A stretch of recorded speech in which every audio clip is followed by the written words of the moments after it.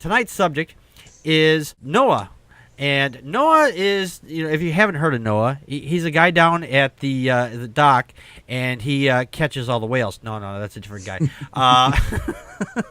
And no, it's not the National Oceanic Society there. It's the guy who the Bible claims has built a gigantic boat, lived 900 years, had two of every kind of animal show up at his doorstep and wanted to get on this boat. Because, God sent them from miles and hundreds of miles. So Noah is an absurd story, and it's a horrific story. Everybody that puts out the Bible, and they point to Noah as it's such a loving story, and that's the rainbows, and it's just so happy, and the animals, and la la la la la. No, it's not. It's a horrific story. God supposedly kills everybody. Women, children, pregnant women, babies. Oh yeah, that's a loving fucking story. It's got to be one of the most horrific stories in the Bible, along with a whole shitload of other ones. But that's just my take.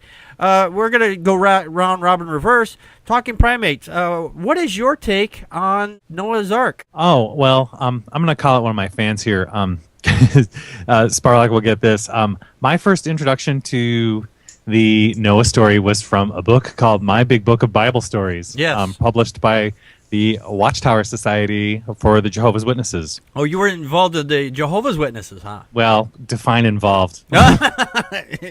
Anyway, that's interview time. Okay, right. We'll get to that later. The pictures were all nice and described all-loving God that basically tested Noah and his faith that he would go ahead and gather up all of the animals and put them on the boat, and then take his family there, and it just seemed like well, that is a really nice spin on it. And then you don't even think about the other people when they put it to you that way, because they basically centralize the whole story around Noah's love for his God or whatever. Yes. And then you end up realizing a little bit later that not only is it a horrible tale of genocide and destruction, but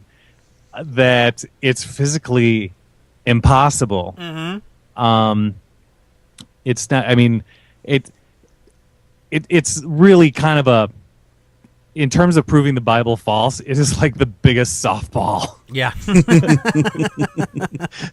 It's like, okay, so wait a minute. The tallest, let's see if we got this straight. The tallest mountain on the planet is about, 14 to 15,000 feet. Roughly, so you got to figure, for enough water to cover the entire Earth to the top of the tallest mountain, like it says in the book, you would have to have water that could not possibly exist. Right. And if it did, it would be like Waterworld from like that Kevin Costner movie. Yeah, and it would be all the way up into the stratosphere. No one would be able to, even if Noah's Ark was up there, no one would be able to breathe. They'd all suffocate and die. Right. But that's why we have a firmament though. I think the best thing about Noah's Ark is watching the creationists try to explain it. Yeah. They're fun. Like, well, the flood, the great flood, not only did the water, it could have evaporated into space, or it could have gone back down. It could have receded into the Earth's core, or which is iron, but I'm not entirely too sure how that would work. It's that liquid iron, But then for them to make ridiculous claims like the Grand Canyon was carved in like a day. Yeah, I've heard that one too. That one just makes my head just explode. Joe, did you have anything you wanted to add in on this? Hey, I'm not done with my minutes. Okay, well, let's round robin. Everybody talk. Give him his minutes. Oh, okay. The last thing I wanted to say about Noah's Ark is the one thing that drives me crazy about it is that people are still looking for it. Yeah. Oh yeah. That's including Baywatch star Donna D'Errico, who went to go look for the Ark and came back bruised and bleeding and badly injured because her boat grounded. I heard about that. Oh man, it just like whoa man, it's just some people are just so strange. Yep, Blonde's coming out there. Yeah, it's coming out in spades. Joe, did you have anything else you want to add in there before we run out of time?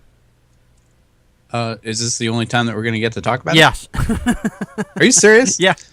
Oh, man. Talk I had fast. so much cool stuff to say about this, but in the 2 minutes and 51 seconds remaining, Uh-huh. I'm going to bring up the Brick Bible.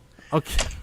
I tweeted pictures from the Brick Bible recently, and I only recently discovered I was in a bookstore, and I was like, what's this? They made 2 Brick Bibles. They tell the stories of the Bible with Legos and Lego men. And there's an Old Testament version and a New Testament version. In the Old Testament version, you flip through it, and there's pictures of Noah's Ark happening. And you see an ark made of Legos, and the animals are all lined up getting into it. There's 2 camels, 2 giraffes, 2 horses, and 2 brontosauruses. Mm-hmm. The dinosaurs with the really long necks and ha ha ha. And then in the next frame, you see the door of the ark with Noah and all his sons standing there with the animals all packed in there, one on top of each other. And the Brontosaurus is his head sticking out of the door with his mouth big and smiling like, woo, I lived. Noah saved me. I'm a dinosaur. So then God makes it rain for 40 days and 40 nights, and they took a sheet of flat blue Lego to represent the water rising, and they took all the heads off the little Lego men and stuck them on the sheet like they're all getting flooded out. Oh, jeez. And they got their little hands up, and they're like, no, we're drowning and we're Lego. I love Lego. So then the ark comes to rest on Mount Ararat, and all the animals and Noah and his sons come out, and they're walking on this gray, dead landscape covered in Lego skeletons. Oh. They actually make little Lego skeleton men, and it's like tons, several dozen of them just laying around. Like, all right, all the people are dead now. Oh. That's terrible. It's really funny. If you ever get like a chance to check out the Brick Bibles, they're so funny. Wow. That's hilarious. That's They'll come up, oh, look at the skeleton. Oh, that was Bob, our neighbor. Yeah. You know who's really good about tweeting about debunking Noah's Ark is Rosa Rubicondor. Yes. On Twitter. Just today, she actually tweeted, if we are all descended from Ark survivors, why did everyone forget, apart from the Hebrews who remember it correctly in every detail? Oh, Hashtag atheism. That's a good question. She often points out silliness in the Bible and in the Bible stories with her tweets. Yeah, I think it's a her, actually, from what I Yeah. understand. Yeah. That's from Rosa's tweets. Yes. There's just so much crap around with that story. It just, with the way I learned it, it was like, it sounded, the way they made it sound like Noah was like the only family on earth. There wasn't any other families, just them. So this way, that's why they leave out the genocide and everything like that. So it makes it sound like, oh, Noah saved all these animals and their families. So it was a nice story that this one family that only existed at that time for some reason, it were the only ones that left. So, but anyway, Hey, speaking of crap, yeah, think of how much crap was on that boat. yeah, Oh yeah. and one little tiny window, and you're gonna shove all that shit right out the window. Yep. There's a couple of good memes that go around on the internet about it. Like it compares Noah's Ark, the size and what it did, to the Titanic, where it compares Noah's Ark, the size and how many animals and how many people were on it, to the San Diego Zoo, with how many animals there are and how many people it requires to take care of all those animals. Yeah. And it's really implausible. It's so unbelievably implausible. Yeah, and I've seen other ones like what happened. They say this explains what happened to the dinosaurs. They have the Ark, and they have the Ark of Dinosaurs, and then Noah's Ark has a bunch of Gatling guns on the front, and they just like there's I've seen that lobbing shells at them. Yeah, it's like It says like another theory. yeah.